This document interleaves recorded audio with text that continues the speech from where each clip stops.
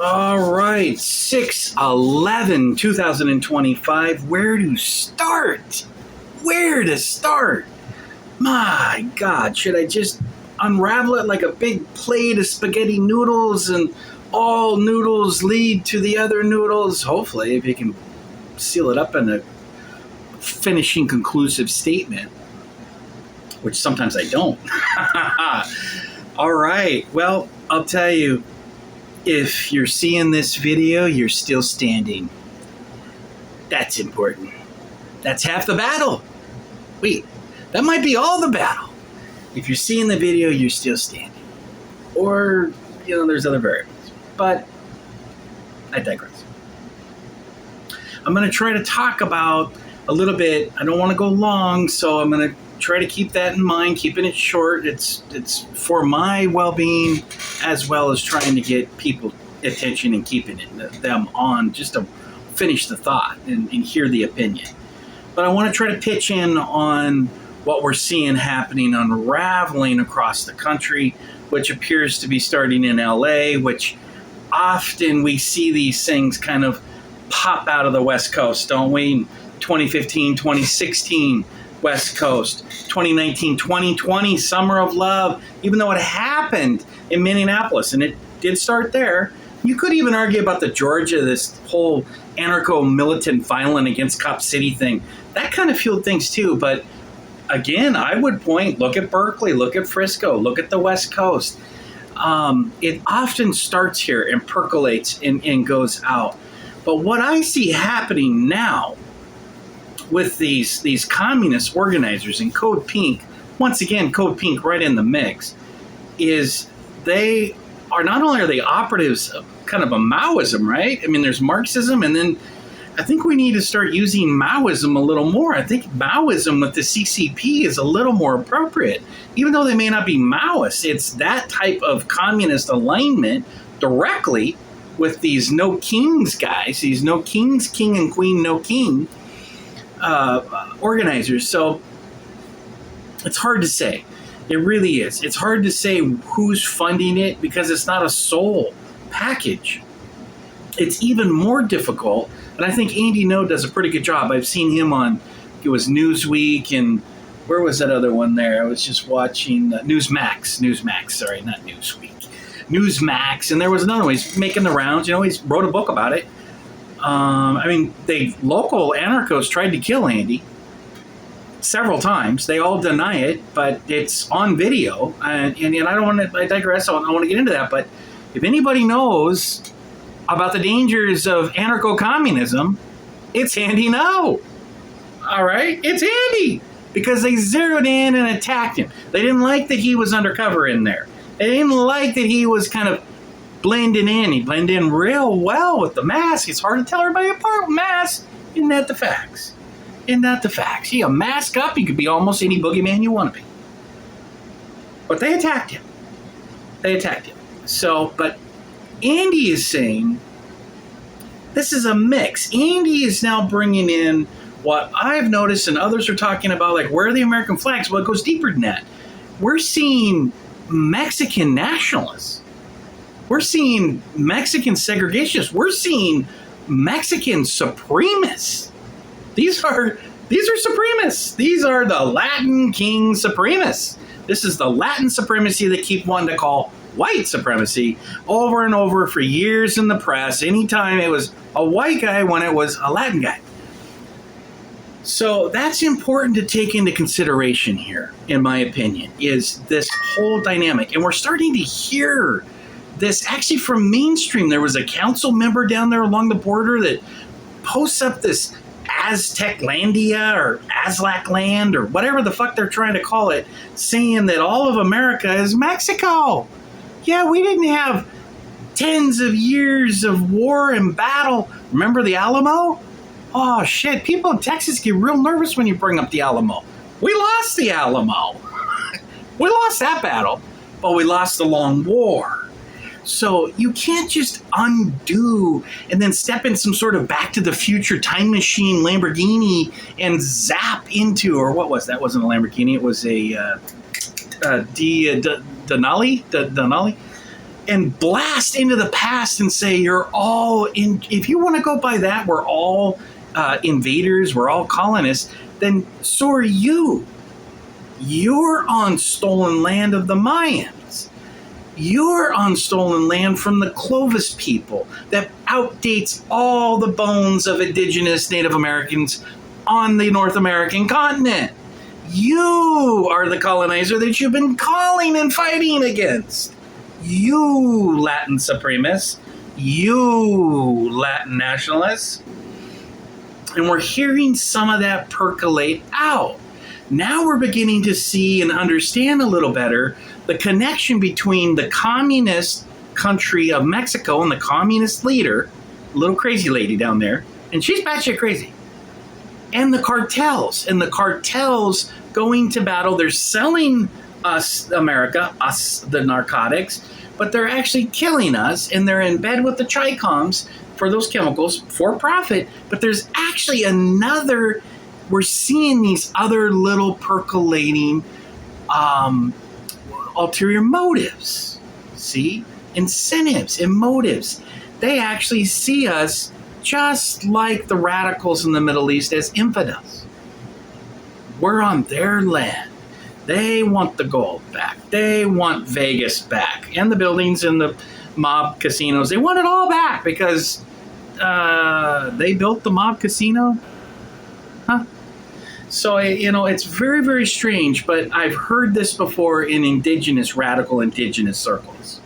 It's a way of rationalizing the domestic violence. It's how they psychoanalyze and work through it and work through talking points to justify the criminal behavior, which is point blank domestic terrorism. We're dealing with domestic terrorists. So as Andy's bringing up the Mexican nationalists and this and that, I also point out, and I've seen other people very well, Steve Hilton, who's running for governor of California. I like Hilton. He was out there with his camera and pointing out that the people that he's been sitting through during this campaign are multi-generational migrants themselves. These are immigrants with small businesses. They want the border closed. They don't want the fentanyl in their communities. This is the Latin, the Latina, the Latino, the Hispanic, and the rich Asian cultures of Chinese and Chinatown, Asia, Korean. Remember the Los Angeles riots? Well, you probably don't, but I do. I'm Gen X. Los Angeles riots is when things erupted way out of control over a Rodney King beating. On the video, some guys, I think even a couple of those officers may have had some connections to white nationalists or white supremacists, literally. But so, I hate that blanket of calling everyone racist because of a skin tone. It's so fucked up. So I try to avoid it. But there may have actually been something like that. The bottom line is the angst between the communities of color in Los Angeles spilled over with the Los Angeles Police Department. But what happened, which is really remarkable, and people view it as a derogatory term, this rooftop Koreans. The communities, the young men took their self-defense weapons, self-defense up to, got paint on my arm here, took it up to the roof and became rooftop defenders in self-defense. This is a very good metaphorical symbol of America First. These are migrants. These are small business owners. These are capitalists. They have left fleeing communist states. We must stand with them. We must embrace them. We can't forget them. Steve Hilton, running for governor, has not forgotten them. He's there on the ground doing his video interpretations and exposés, which he's really good at because he's got that media background. That's why I like him. Is for governor, is he's got this political edge and connection to the media that's very, very important to govern. You have to come out and be present. You have to have a relationship with the media. And whether they're dirtbags or not, a lot of them could be called a lot of things. Clearly, Mockingbird Media, CIA operation, is controlling the narrative on most of this. ABC, CBS, ABC, MS, DNC.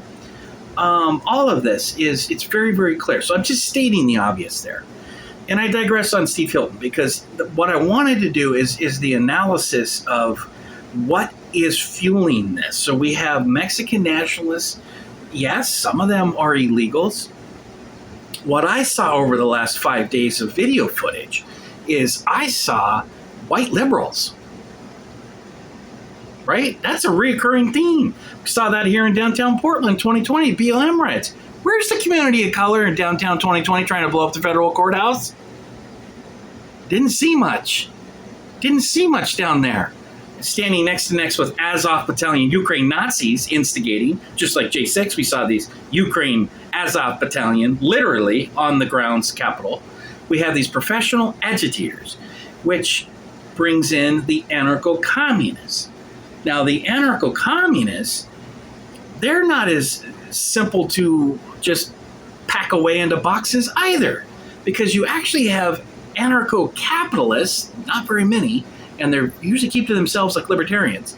But the anarcho-communists are the ones that are in violent uprising. They see everything in this lens of oppression. They're racist. They're really xenophobic when you get down to it.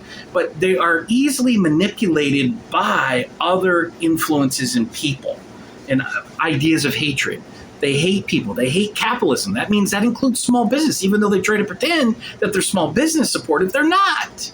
Just like we see in LA, we're seeing Japanese sushi family business is looted and raided. We're seeing them, they attack and loot.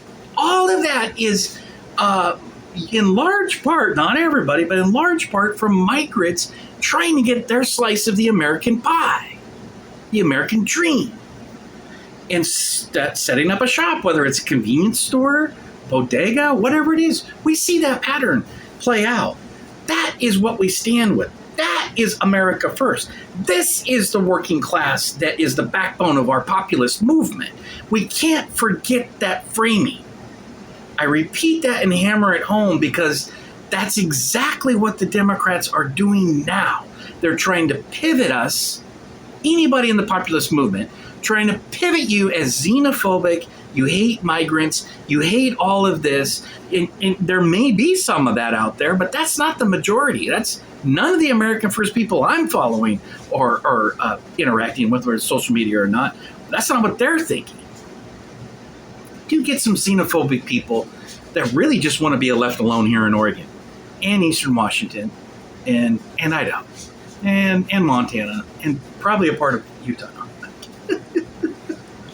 You know, I mean, it's funny because it's true, or it's funny because it's partially true. But, you know, and then it's partially not true. So, but to unpacking that mind of who are these people in the streets? Who are these people? So you have 100,000 homeless people. Every one of those able-bodied potential protesters is in the streets, right? It's in the streets because they got nothing else to do and they're pissed off. Their services have been cut, or they don't have the housing waiting lists don't exist. The low-income housing doesn't exist. There's 100,000 people in squalor in Los Angeles with the money being looted. The billions, hundreds of billions of dollars designated to them is gone. Poof. Governor Gavin Newsom can't find the homeless money. Governor Gavin Newsom can't find the high-speed train money. It's gone. He lost it. Or somebody stole it from him, or he's looking for it. He's sending troopers to the beach to find people that stole it. On the beach. It's that insane. It's that insane. Governor Gavin Newsom, the tyrant, the totalitarian, is attacking Trump and trying to make him the authoritarian as he tries to stop the fentanyl poisoning. As Trump tries to stop the influx of cartels controlling our little border towns in Texas, New Mexico, and Arizona, where the police departments have actually been flipped. Not all of them, and not necessarily the top, although I saw top sheriffs in some small towns compromising now working with the cartels, especially San Antonio. Hey, Pam Bondi, Take a look at San Antonio while you're at it. Ken Paxton can't find San Antonio, and it's his state. Governor can't find San Antonio Police Department. It's his state. What does that tell you? The police aren't worth it working with us, protecting us. Even Republicans, politicos seated running the state, are not working to help and protect you. Although, you could argue, in Texas at least. Now, I digress a little bit. The psychoanalysis of these people that hate Los Angeles, they hate California, they hate America, they hate white supremacy, they hate authority, they hate law enforcement. You're dealing with nihilists. Nihilists care about nothing. There's no goals. It doesn't matter what the flag is. The flag will change. You'll notice it could be a BLM flag one season and another flag another, right? It's always something. They really don't care about people. They care about the theme to protest and get violent. And there's no such thing as a peaceful protest. It doesn't exist anymore. For 10 years, there's no more peaceful protests. The protests are always violent. They're always exploited by a small handful of violent operatives that influences mentally ill people around them, who then mirror and repeat the violence that they see these instigators doing. It only takes a couple of guys with a hammer on video slamming and breaking up bricks and breaking up the sidewalks and breaking up the walkways. And this is what we see over and over again on video, multiple live streamers. I saw Trump speaking about it from the Oval Office yesterday. He zeroed on that. That just blew his mind. It blew his mind that somebody could be that deranged and mentally ill to do that. But then he was also realizing that it only takes a couple of those guys to create the entire mayhem in killing federal officers, attacking and killing police officers. This is what they do. When you're throwing rocks at speeding cars, people are going to be killed, whether it's a police car or not. And they're throwing them at police cars. Okay? And so this is the line between sociopathic youth and not peaceful protest. There's no more of the peaceful protest, because if you're standing down there, you're now a part of it. It's guilt by association, which they say doesn't exist in court. It does on a social parameter. You're down there providing cover and providing shade. I've seen that here in Portland. I've seen so many more. I've seen hundreds and hundreds of protests. Back in the day, for peace against the Iraq war, they were peaceful for the most part, until then we had George Bush, and then you get this little faction, and all of a sudden it's not peaceful, and that's what goes around the world. Then we're called Little Beirut, which I think George Jr. called us Little Beirut. I think it was Little Beirut, which is like a smack saying, everyone goes violent, and it takes a small group to actually instigate, and I've seen that over and over and over again. They manipulate, even the children, you'll see them, the children up in strollers, and even families that could be naive. They're there marching peacefully. They don't want anything to do with what is lurking out there. And I hate to say it, but as Nancy Pelosi, Speaker Pelosi said, in one of her brief moments of sobriety yesterday afternoon, she mentioned something about you got to watch for the anarchists, because in that it could be the anarchists. It may not just be over-enthusiastic protesters or something like this, she said. I think that's the word she used, but it's quite a word, and I saw other people play off of it. Like, what the fuck does that mean? I mean, none of that's going on. It's into this illusions of peaceful protesting that's happening. Not for 10 years. And you know it. You know it hasn't been peaceful protest. And all these seated Democrats know it. This is a political football. And that's what Newsom is doing. Again, this guy closed down the beaches. Newsom, governor, sent sent police officers to the beach to harass and arrest people that were on the beaches. If they weren't wearing a mask, or if they were even there because the beaches were closed for a while. He shut down the beaches, which is what fresh air virus-free fresh air with the breeze, marine air blowing is exactly what people needed. And the sunshine. Sunshine kills germs. It's got UV properties. It's basic 6th grade, 7th, 8th grade science that none of the Democrats who are seated, millionaires with power, seem to understand. They don't believe that. Even to this day, they don't believe that sunshine is killing virus. Okay? It's pathetic. And that's how it's a reveal. Look at Gavin Newsom's whole series of lies. Oh, I didn't talk to Trump. Trump didn't talk to me. You got that liar, communist, Maoist, Marxist Cuban down there, Mayor Bass. Oh, we didn't get any notification.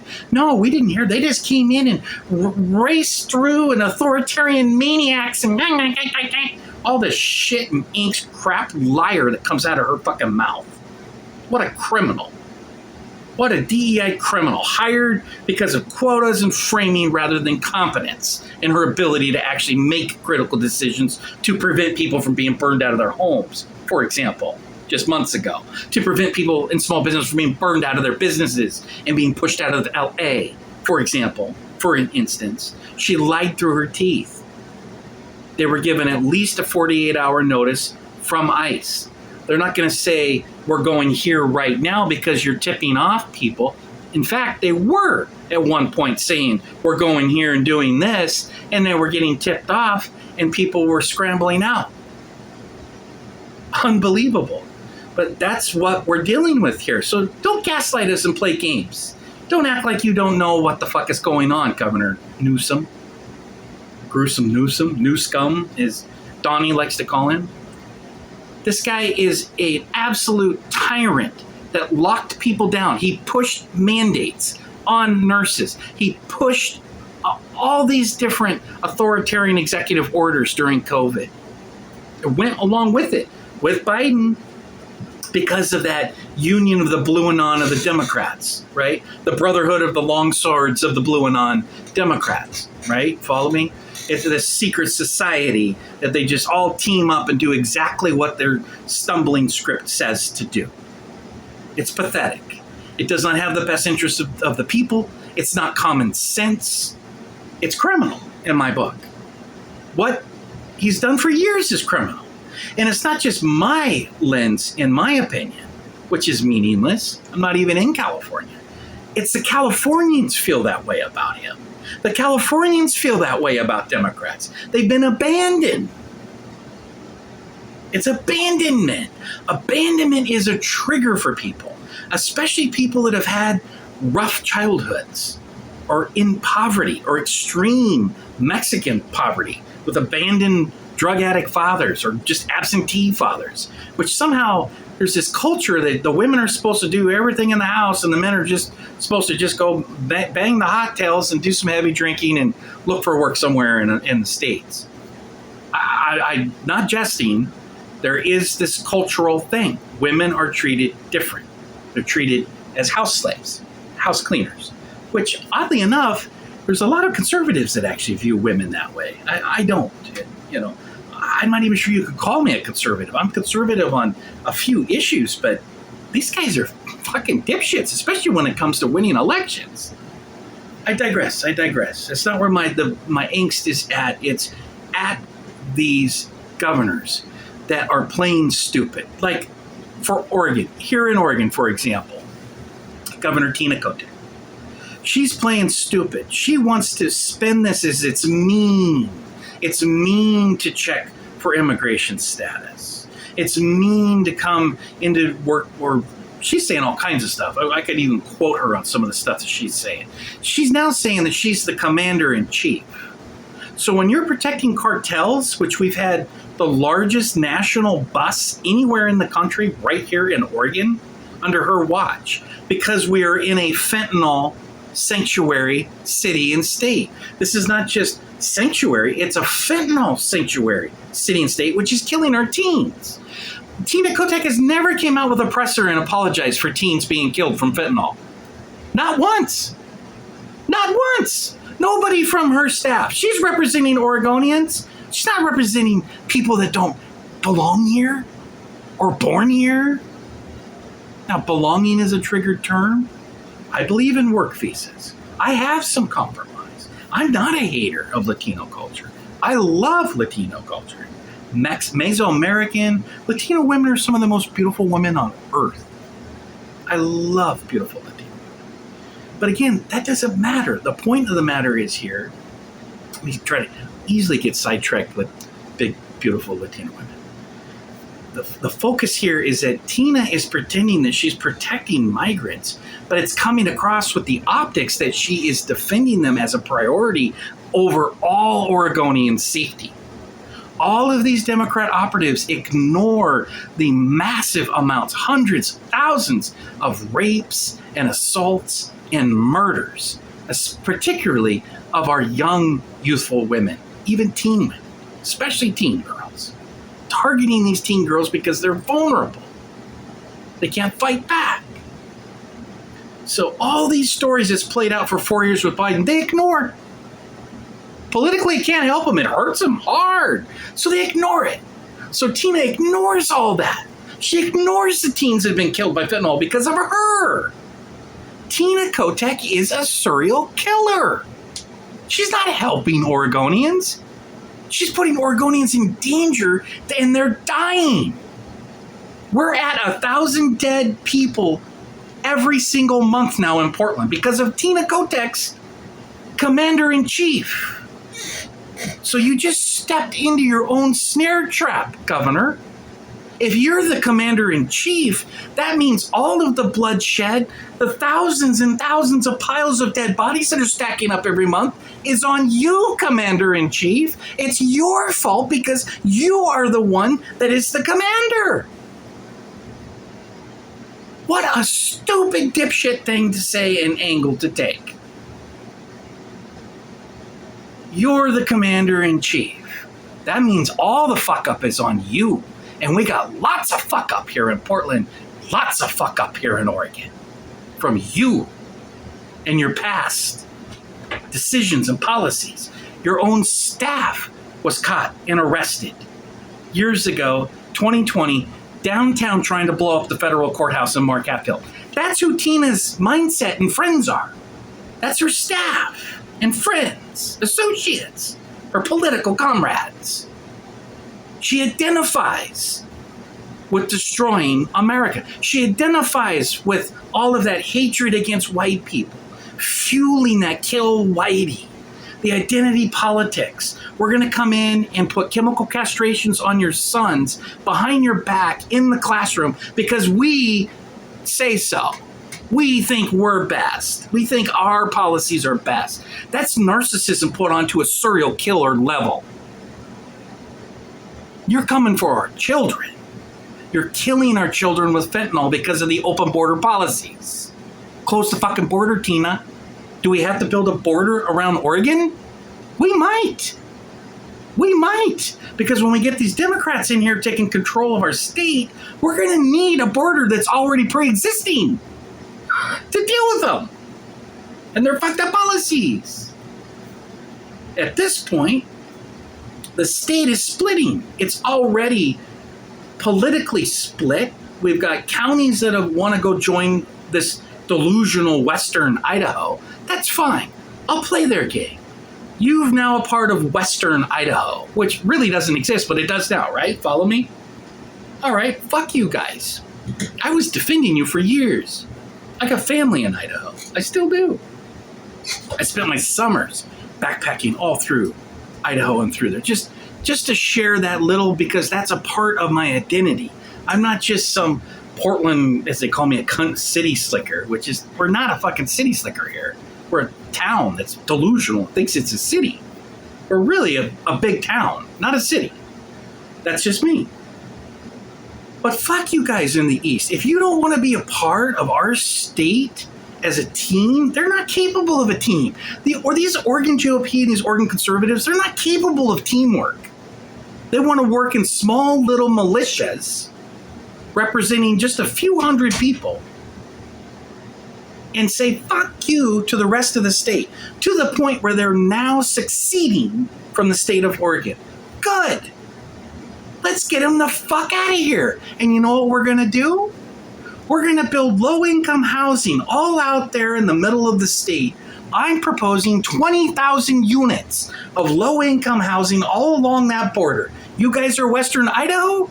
Good! Meet your new neighbors. Okay? I'm going to build thousands and thousands of low-income units right there. Be great for you. You got your cheap labor? You need some farm help?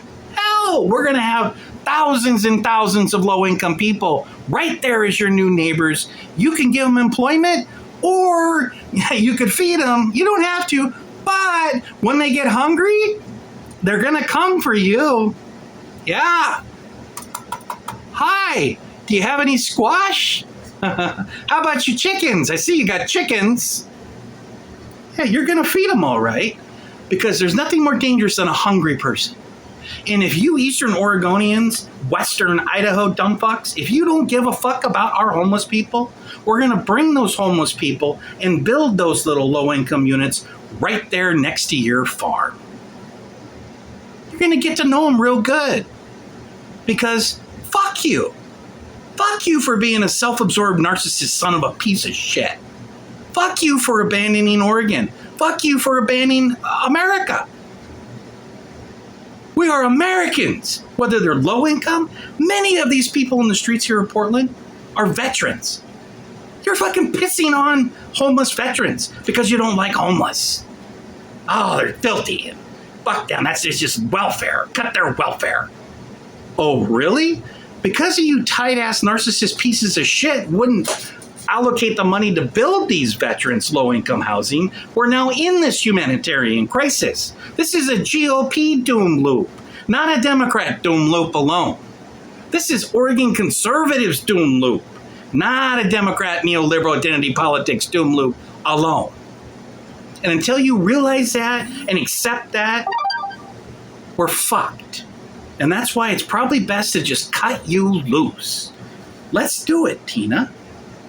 Let's do it. Sit down and work it out. Bounce it off the state legislator and see if there's votes and momentum to recognize these Eastern Oregon counties that want to become Western Idaho, as I've renamed it. And they'll rename it that way too, because they're not Oregon, they're now Idaho. And it's not really Idaho, it's a new Western Idaho, and that's a perfect name for it. But once we lose that land, we're going to have to develop the land next to them. And what we're going to develop next to them is small little cities with little mini marts and Dairy Queens and 7-Elevens. We're going to have all kinds of these wonderful, 20,000 is my target, 20,000 low-income units built along right through the middle. It gets hot and dry out there. We'll find some water for them, right? We're going to do that right along out in through there. It's the best thing for these people in urban city slickers that are getting poisoned with fentanyl. We're going to move them out into that fresh air, and they can do some farming, and they can get to know these Western Idaho people that are such loving, amazing team players and Americans. You guys are really outstanding. Really outstanding. You can't see anything past your little fucking bubble on narcissistic hell. So, you don't want to help us? Well, we don't want to help you anymore. And it can be peaceful, be a peaceful divorce, but we're going to take advantage of the land there. And we're going to build lots of low income right in through there. Not Western Idaho, right on Oregon, the new Oregon. We're going to have new low-income housing strip. So I digress. I get real fired up dealing with these conservatives, just reading these conservatives. I'm not even interacting with them. It's like I'm just reading what they're posting. These people, you guys are just so fucked up. You're not Oregonians. No, you shouldn't be called Oregonians. You should be called Western Idahoans or some sort of dumbfuck cult, the Brotherhood of the White Mountain dipshits or something. We'll figure it out. Maybe the Blue Mountain, Brotherhood of the Blue Mountain dipshits. Something like that. Give you guys a real fucking little handle to share and be confident on. But that's exactly, these people in Eastern Oregon are exactly what Governor Newsom is like. Believe it or not. They don't give a fuck about the homeless. Governor Newsom doesn't give a fuck about the homeless. They've looted the billions of dollars that was designated for the houseless. And they can't find the money. They can't find the money. I know I've said it. Where'd the money go, Gavin? Where'd the money go?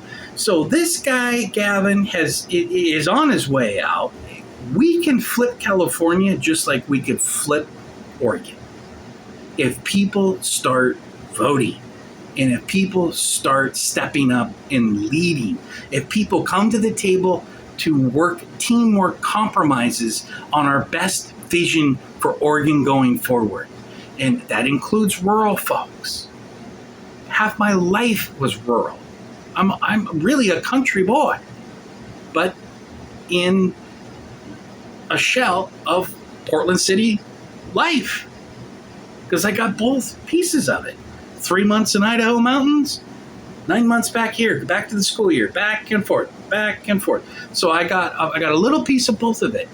I'm not angry at being the rural folks, even though I do joke about them being Grizzly Adams and their friends are a grizzly bear, a raccoon, and sometimes a donkey and an old guy. I just joke with it. It just kind of reminds me of Uncle Tom or something. It's kind of like Grizzly Adams. I joke about it because I'm a part of it in a way. It's like I'm making fun of myself, which I do too. But we got to make changes here, and it's big changes. I'm tired of whiners in Eastern Oregon demanding that they have sovereignty. Let's give it to them. Tina's inability to negotiate is detrimental to our demise, and it has to change to move forward.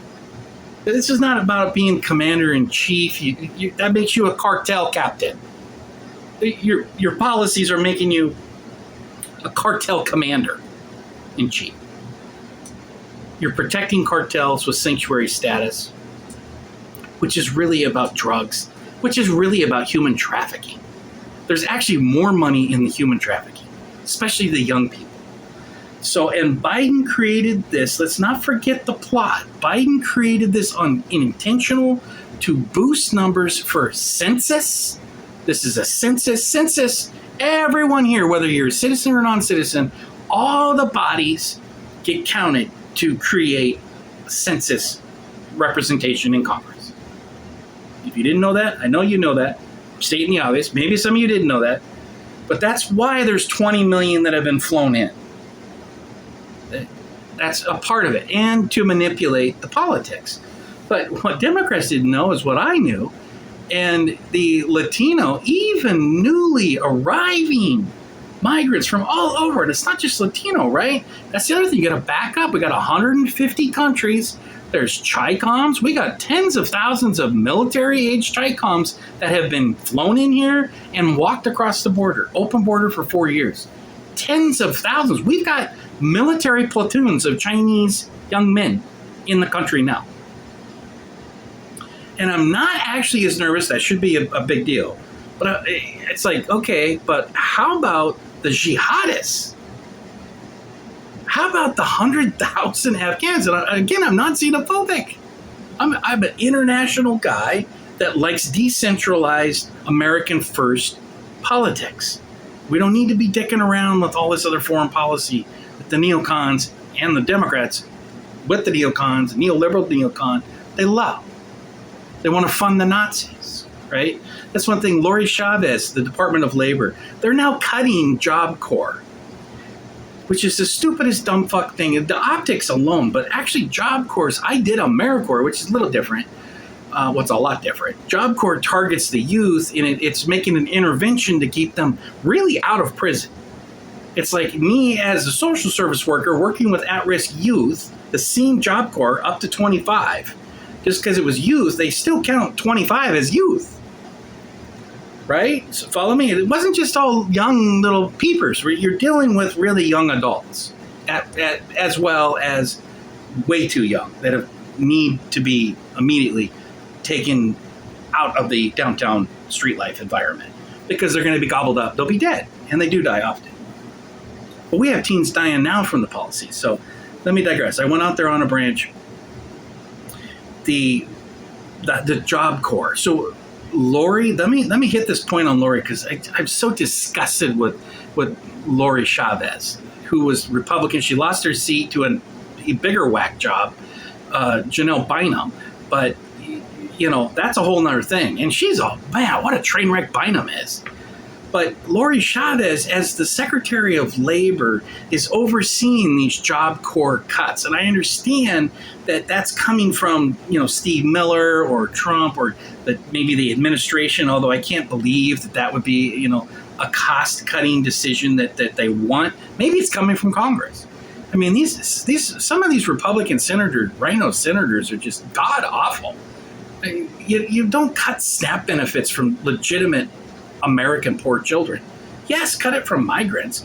But deport the migrants. We're all in agreement. You don't cut SNAP benefits for children or even elderly, where they're talking about 55 to, you got to be now 65 to go into the job force.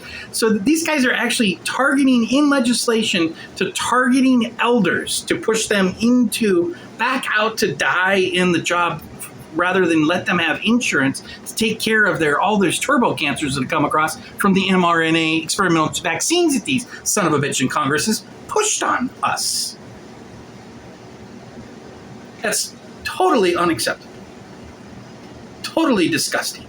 And here's Lori, Secretary of Labor, overseeing all these low-income subsidies into Job Corps type programs. Job Corps is getting the hatchet across the board.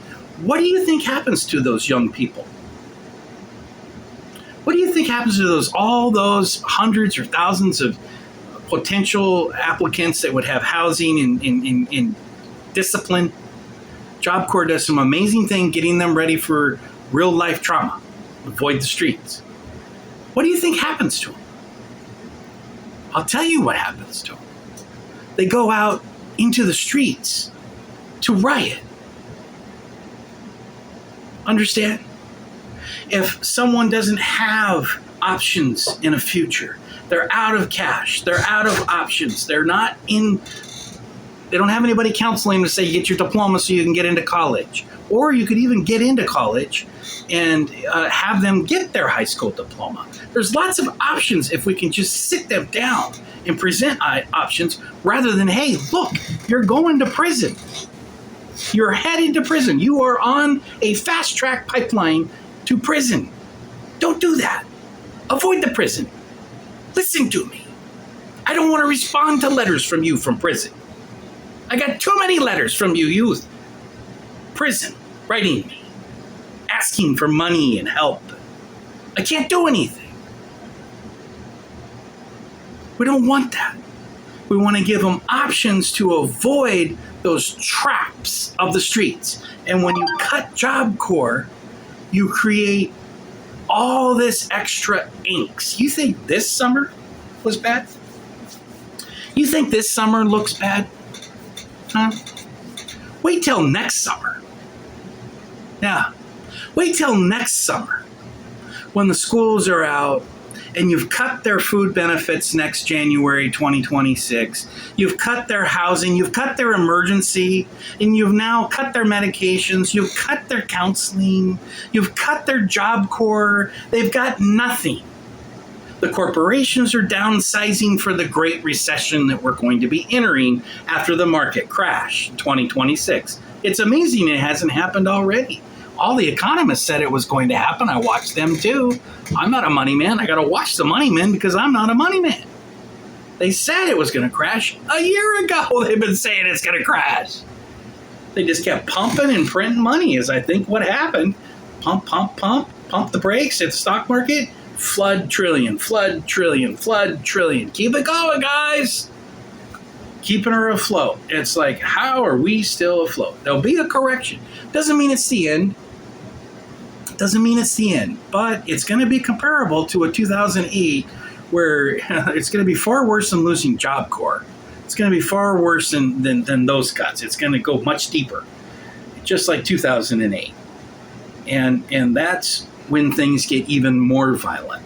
Whether we can export, deport a couple million illegals, that's all swell and dandy. It's the Americans and the youth that we saw commit trillions and trillions in damages in 2020 because that combination of feeling abandonment and neglect and attack, also being brainwashed, they're under this. So it's those abandonment feelings, but it's also the brainwashing saying that it's white supremacy. We got to kill Whitey, kill Whitey, kill Whitey. It's like, wait, what? Those were the tags on the buildings. Kill the cops, kill police. I'm seeing it all over LA again.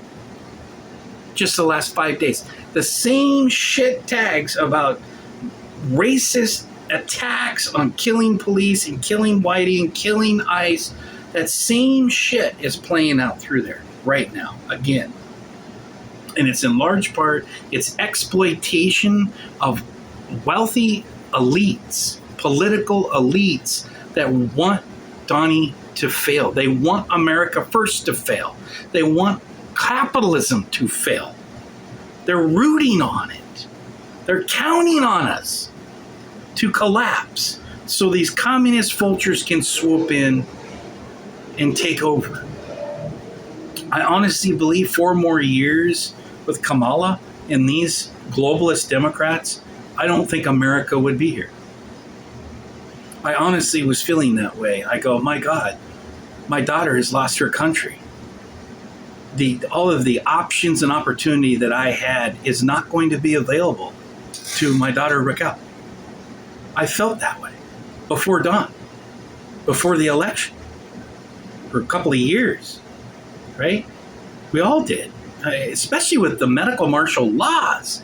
I mean, you have to understand, don't forget. It's not about understanding, it's we forget.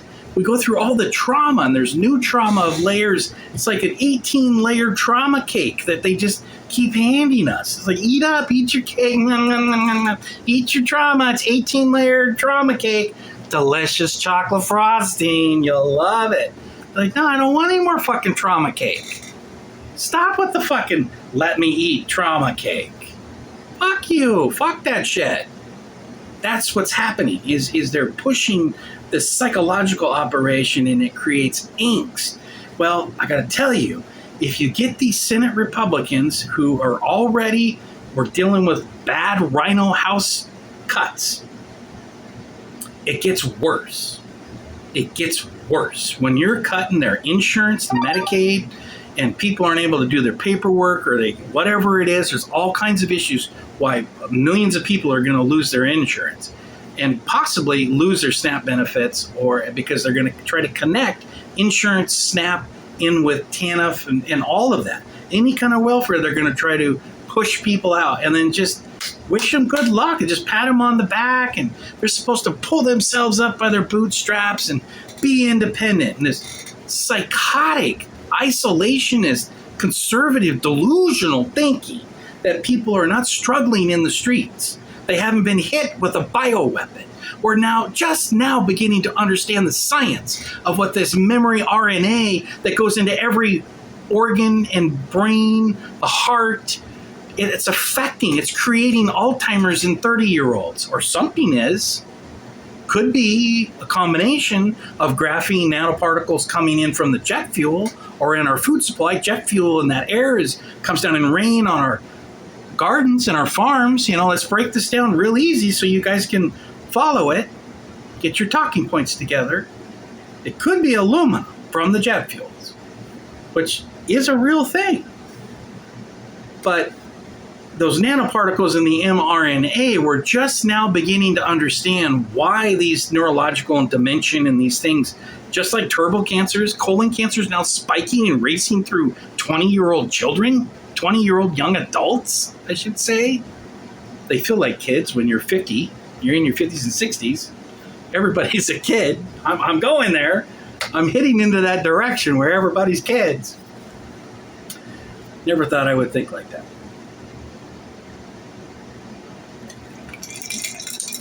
Pineapple orange. Oh, baby. So I'll digress and wrap it up. It's 49 minutes. I really only wanted to do a 20-minute, but I knew that just getting this stuff out, it's going to take some time. You can't do it in 3 little 2-minute, 20-second on X. Because I'm not verified. I'm not with the verified club, so I got 2 minutes and 20 seconds to express myself. So in conclusion, I wanted to point out the different dynamics that I noticed. 5 days of witnessing all the video footage, seeing screens with 3, 6, 9 different feeds, different live streamers, all different parts of different cities. Just like 2020 that we went through, triggered a lot of memories of that. I was very, very traumatic watching Oregon after months and months and months with the Democrats just standing around, picking their noses and farting and even joining.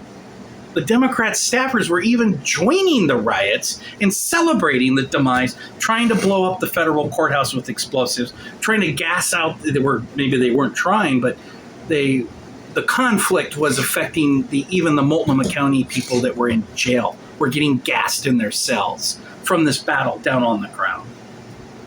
I saw all of it. I could hear all of it through the scanner talk.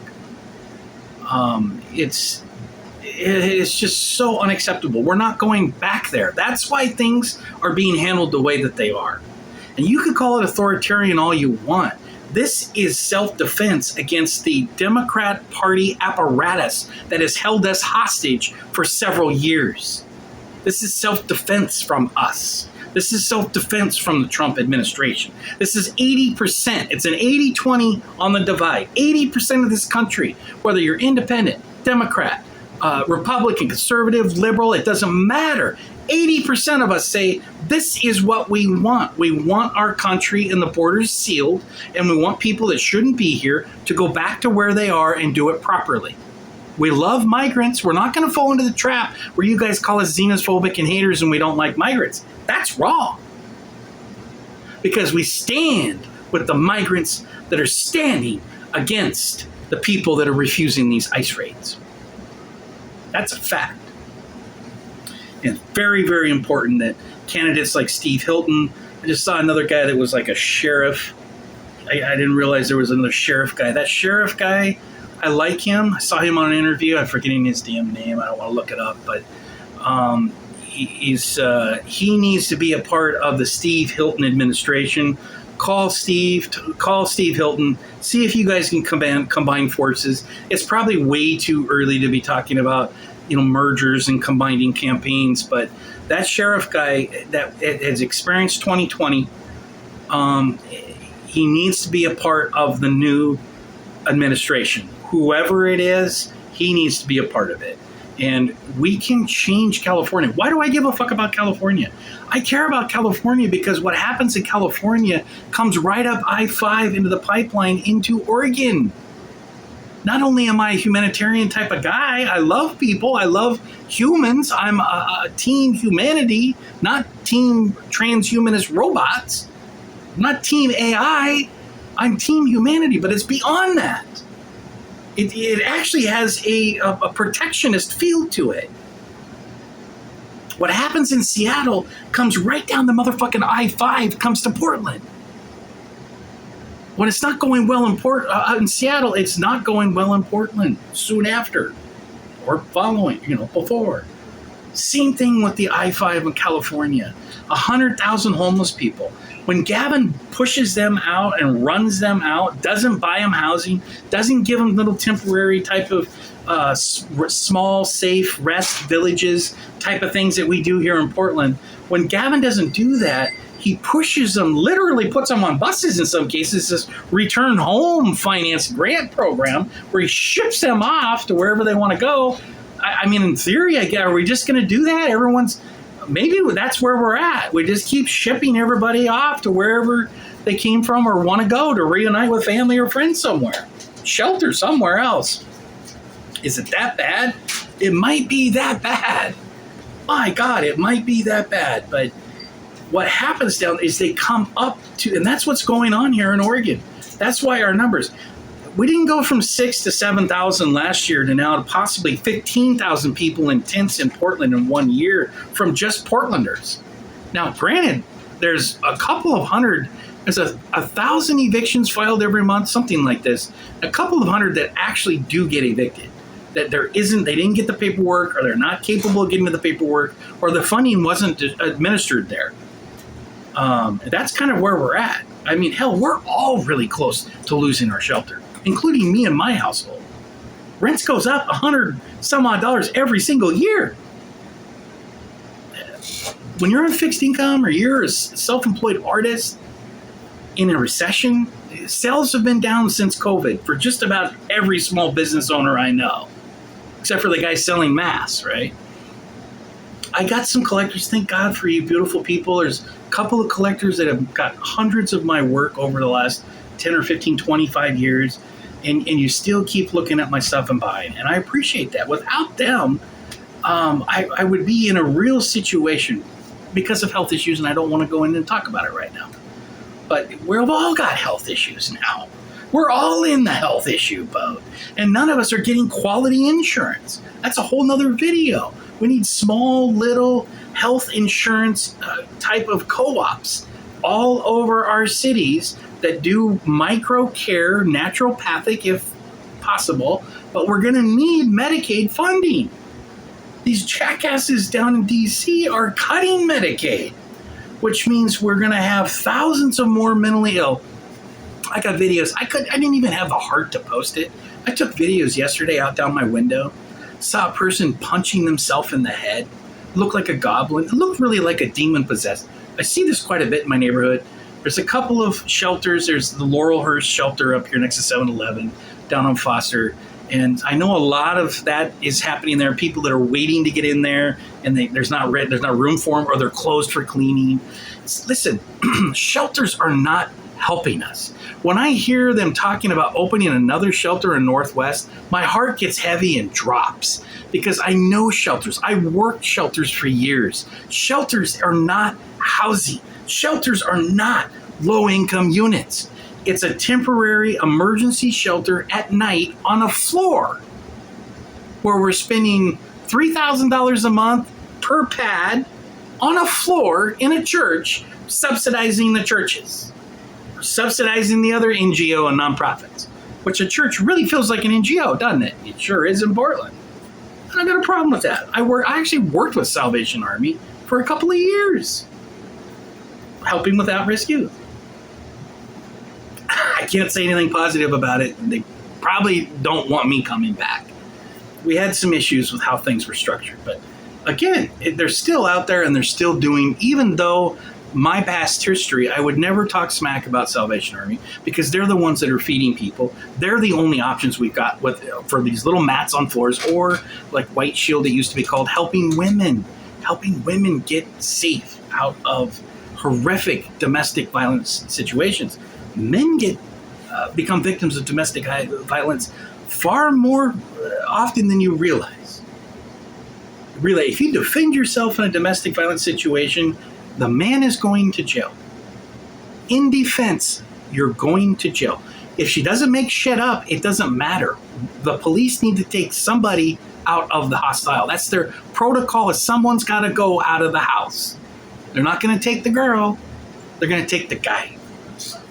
And she could make up all kinds of shit. And they often do. Especially if the lady's not doing well. For whatever issues.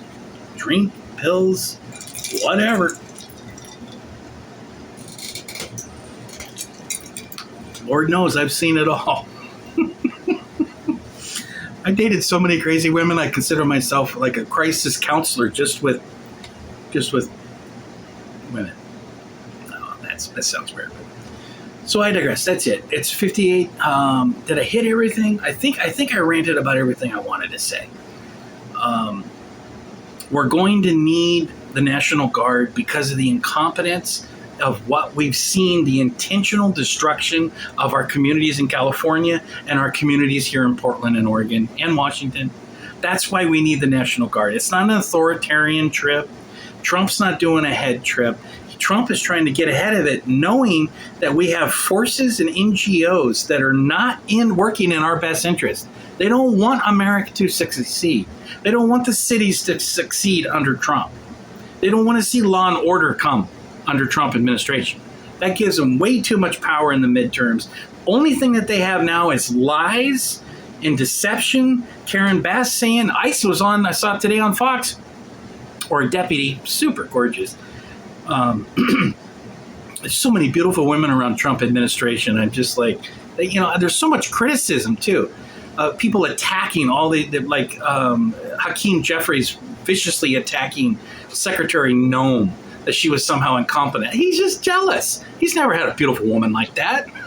Are you kidding?